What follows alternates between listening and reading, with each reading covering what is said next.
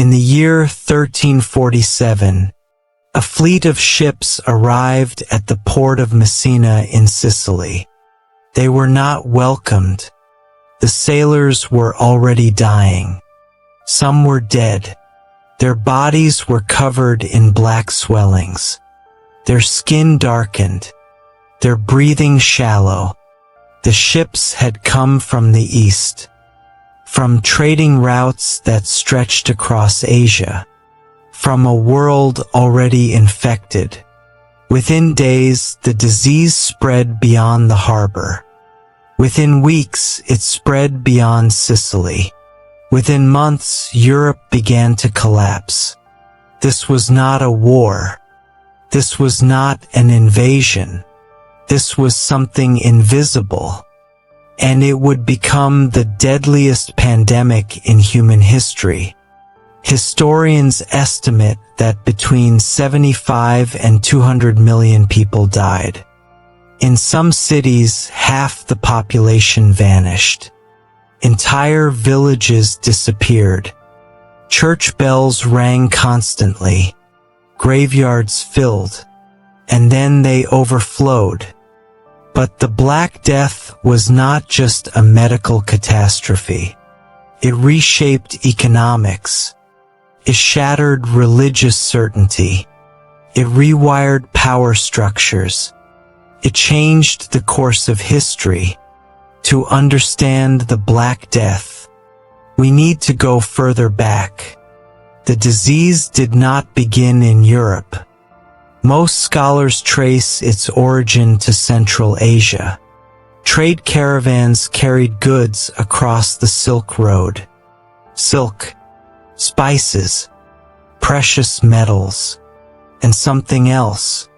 Yersinia pestis, a bacterium carried by fleas. Fleas that lived on rats. Rats that traveled with merchants. The Mongol Empire connected east and west like never before. Ironically, the same trade networks that created prosperity also accelerated death.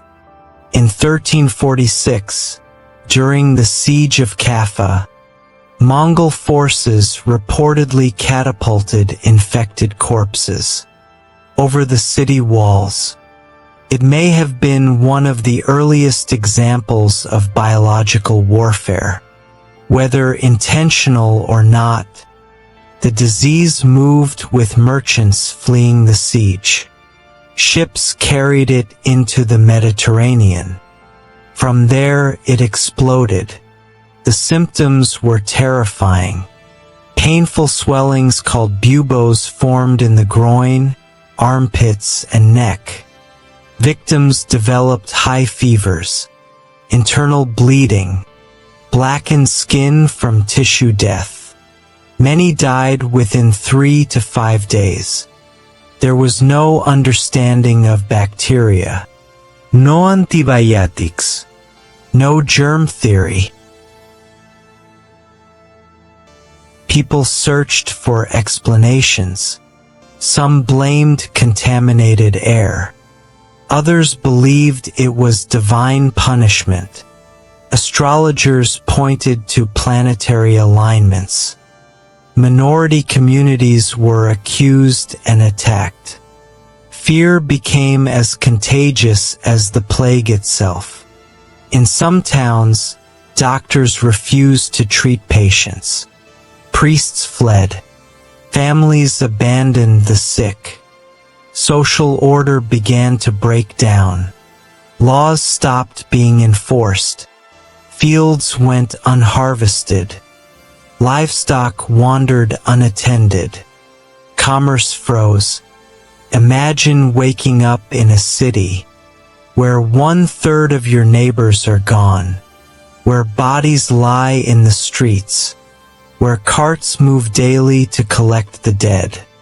This was not a single outbreak. It returned in waves. The first wave between 1347 and 1351 was the most devastating, but outbreaks continued for centuries.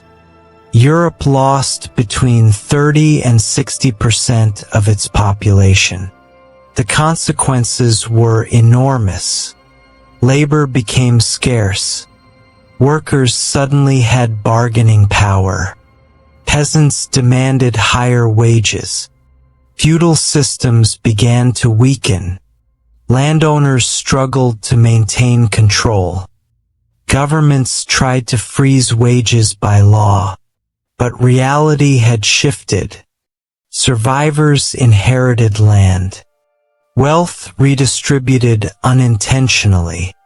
In the long term, the Black Death accelerated the end of medieval feudalism. It indirectly contributed to the Renaissance. With fewer people, resources per capita increased. Innovation became necessary. Mechanization advanced. Social mobility expanded. But this transformation came at unimaginable cost. Religiously, the plague shook faith in the church. Clergy died in large numbers. Prayers did not stop the disease. Some turned toward extreme religious movements.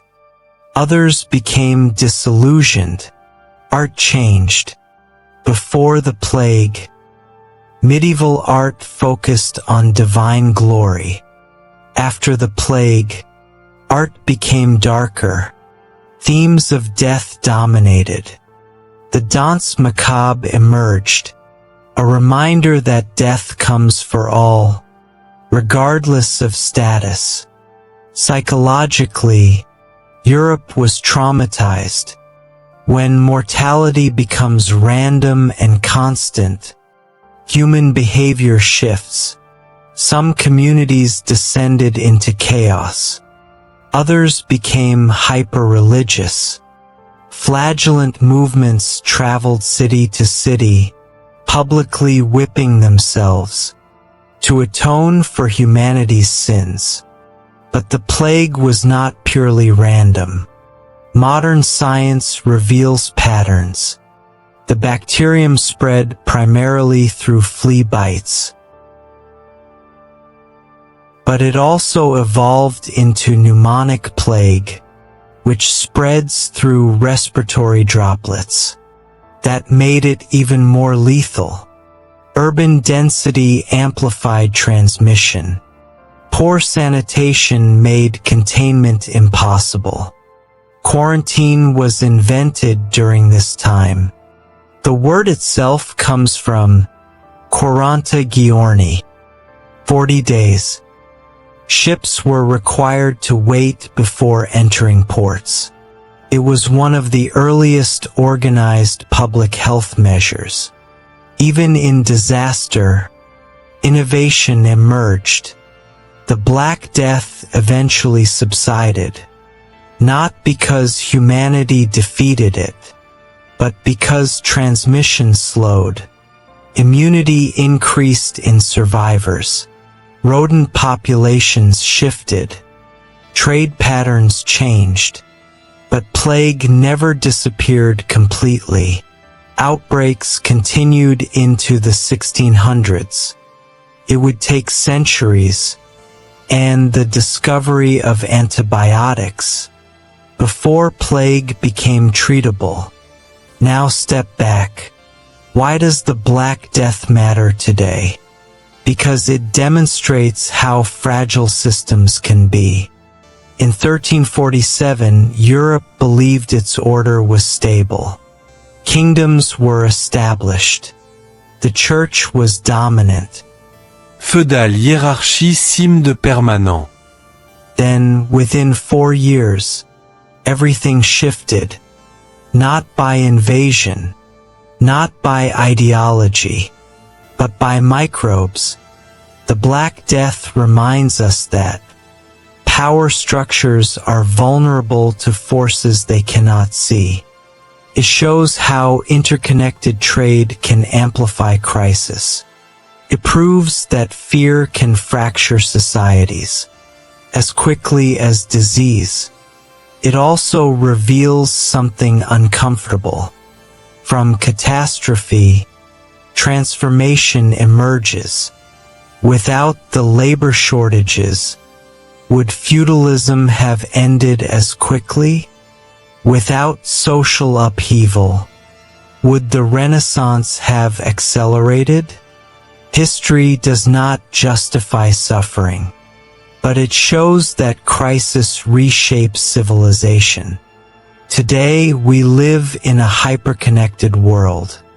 Global trade is instantaneous. Air travel moves millions daily. Urban density is higher than ever. Medical science is far more advanced. But interconnection remains a double-edged sword. The same networks that bring prosperity can spread instability.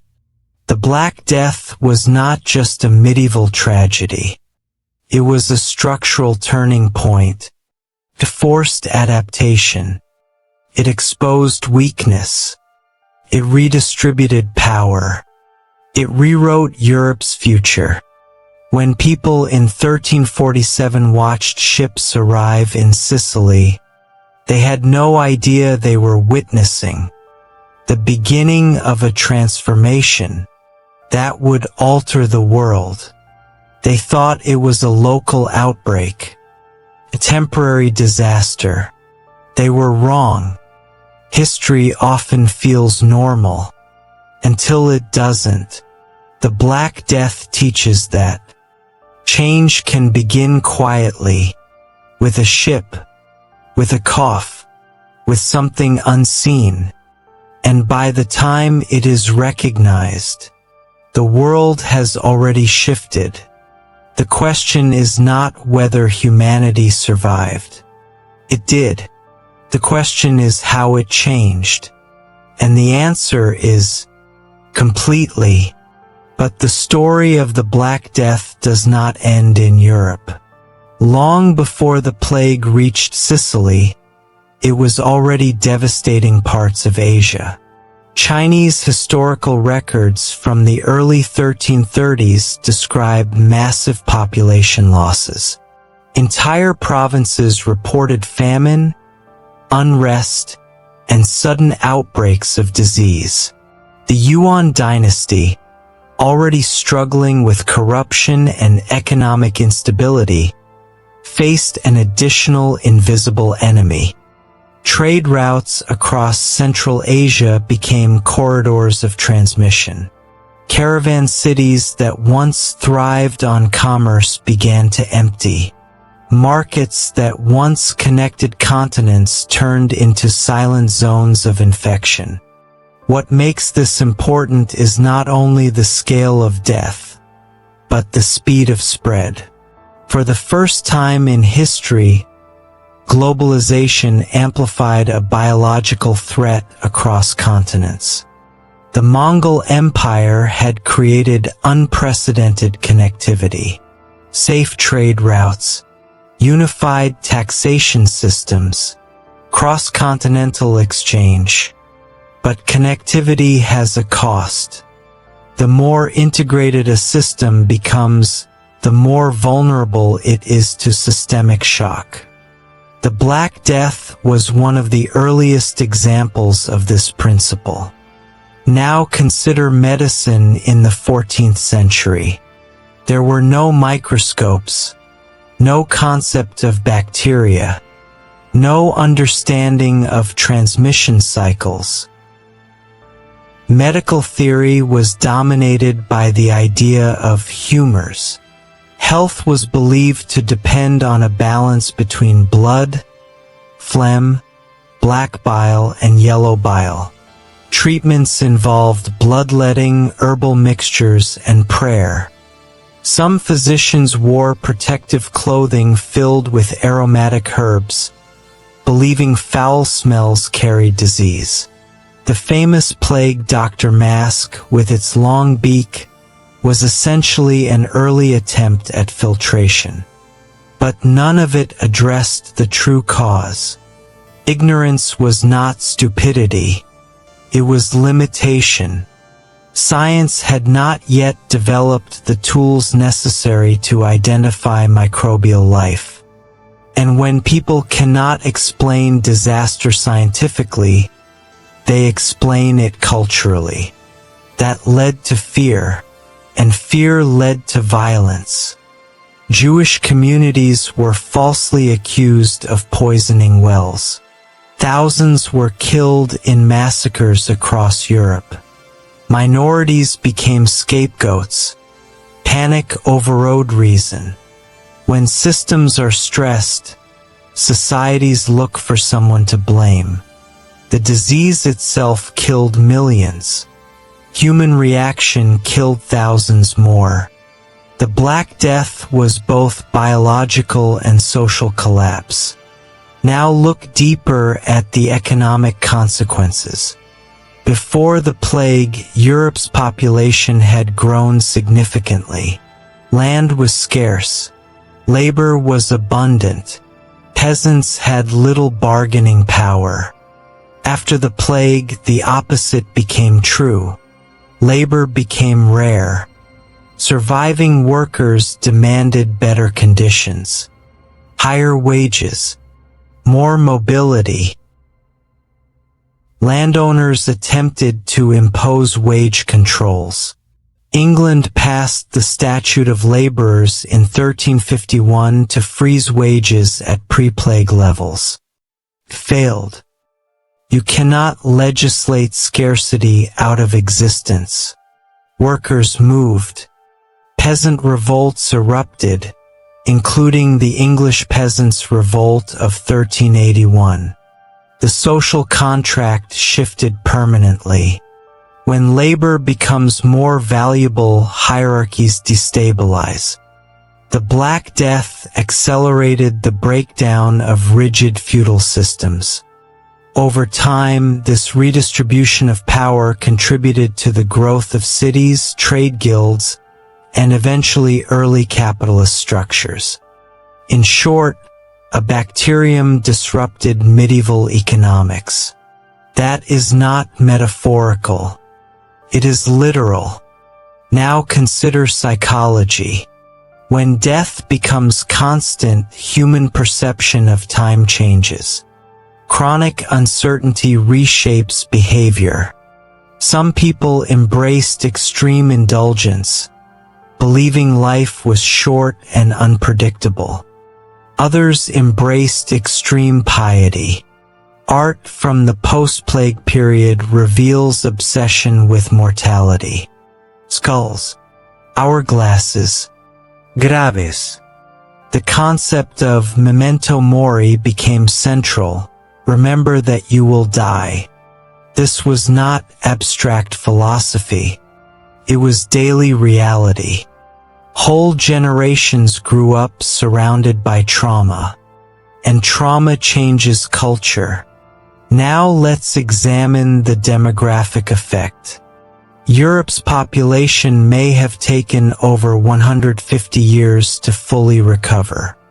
Entire regions were permanently altered. Forests reclaimed farmland. Wildlife patterns shifted.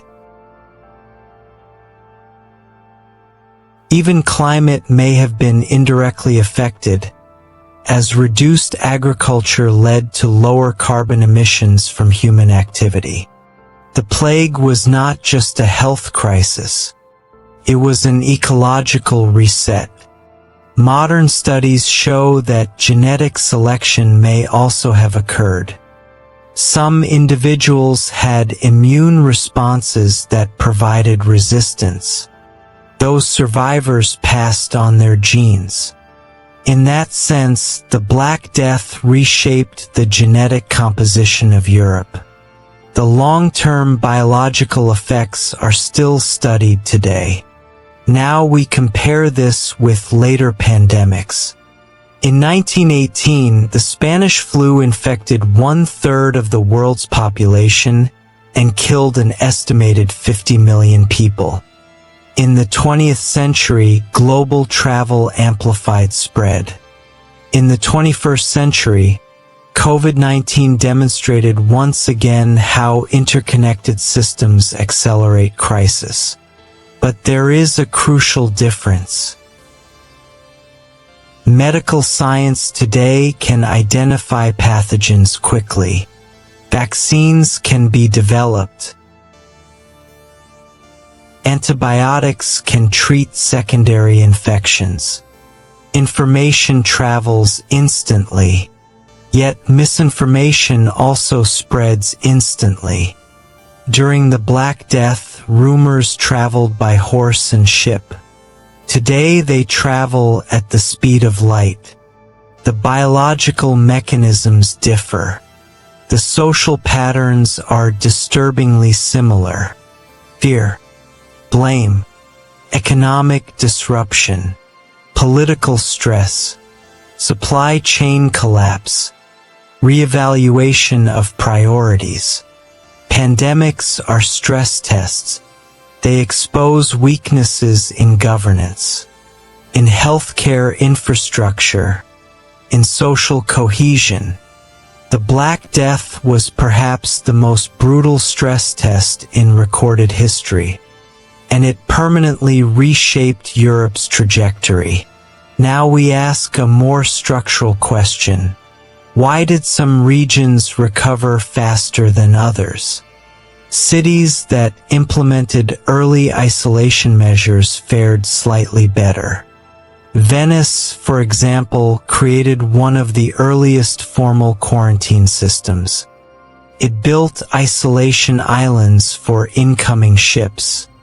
This was primitive public health, but it was rational adaptation. Adaptation determines survival. Rigid systems break. Flexible systems evolve. The plague did not end because humans defeated it strategically. It slowed because transmission chains broke. Rodent populations declined. Urban density temporarily reduced. Immunity increased in survivors. But outbreaks returned periodically for centuries. The Great Plague of London in 1665 was a direct descendant of the same bacterium. It would take the scientific revolution to finally understand the microbial world. When germ theory emerged in the 19th century, humanity gained a conceptual weapon: knowledge. And knowledge changes power. The Black Death indirectly accelerated intellectual transformation. When old explanations fail, new inquiry begins. Doubt in religious certainty contributed to scientific curiosity. Not immediately, but gradually. Crisis destabilizes dogma, and instability creates space for innovation. Now step back again. The Black Death was not an isolated medieval tragedy. It was a turning point in human development. It reshaped labor markets, weakened feudal hierarchies, altered religious authority, stimulated economic restructuring, influenced art and philosophy, modified demographics, affected ecology, even changed genetics. Few events in history have had such multi-layered impact. And yet, it began with fleas on rats. There is a lesson embedded in that reality. Power structures appear solid. Empires appear stable. Systems appear permanent. Until something microscopic exposes their fragility. In 1347, Europe did not expect transformation. It expected continuity. People planned marriages, harvests, trade agreements, political alliances. No one anticipated that within 4 years, 1/3 of the continent would be gone. History rarely announces itself. It arrives quietly, and only later do we recognize its magnitude. The Black Death reminds us that resilience is not the absence of collapse. It is adaptation after collapse. Civilization did not end. It reconfigured. The Renaissance emerged from demographic restructuring. Modern state formation accelerated. Economic mobility increased. Out of devastation came transformation. But that does not romanticize the suffering. Millions died in agony. Families were erased.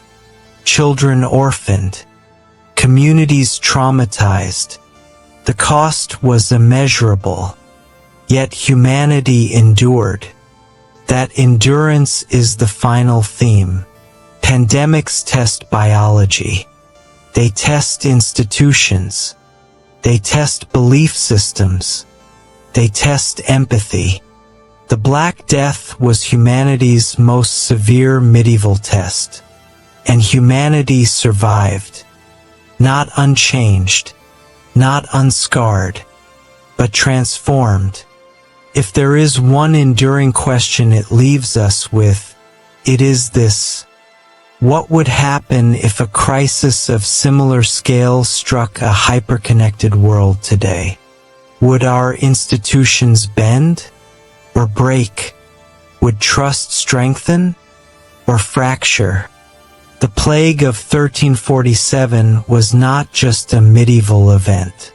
It is a reminder that history's greatest disruptions often begin invisibly, and that survival belongs not to the strongest system, but to the most adaptable one.